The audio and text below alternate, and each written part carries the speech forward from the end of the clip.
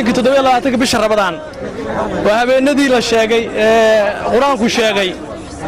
leenu kula dardaarmay inuu baadi goobno leeto qadriga baadi kula dardaarmaya in Ilaahay baridaan baadi kula dardaarmaya in dadka adkeysaan baadi kula dardaarmaya inaad isku xidhnaataan baadi kula dardaarmaya kiina baahan oo xasiisaan baadi kula dardaarmaya midnimada ayuu qofku macna ku leeyahay kaliya waxa ma tarto waad aragtaan caawa lugeynana hadaan nahay mas'uuliyiintii gobolka iyo kii degmadaba biidmillaahi kariim shacabka iyo dadkuna sidoo wasan waad aragtaan halka waxa idinka muuqataa nabadgelyo buuxda inuu gobolku haysto inay shacabkii iyo dadkii iyo hadii Ilaahay ku reeyay maamulkii gobolka iyo kii degmaduba ay caawa halka wada taagan yihiin saacadu waa baaris 8 iyo xooga wax ciidan oo ku dhex jira yaraatee ma jirto waad aragtaan oo taliye qaybta iyo maayirkii iyo barasaabkii iyo saraakiisha iyo shacabka is dhex jooga taas waxa ay dadaysaa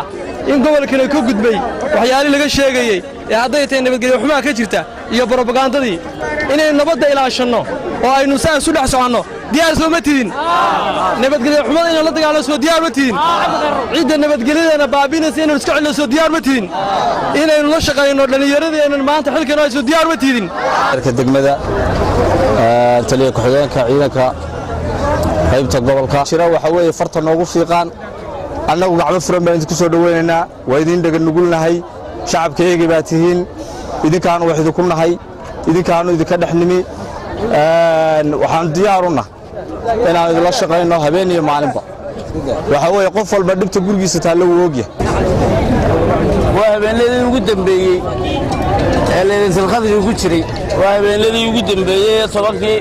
xoreynta weeyay waxa la horsa aad loo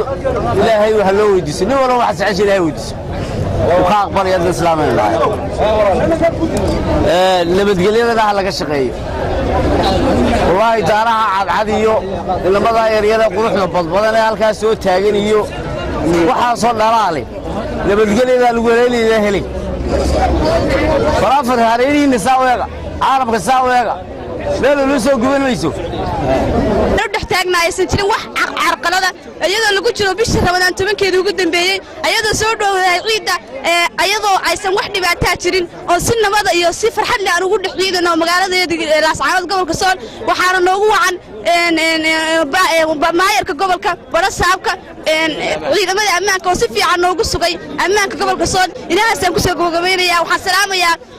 kooxda heeganka u jirtay wariyayaasha iyagana waan salaamayaa dhammaan ummadda gobolka Sool iyo meel kasta joogtana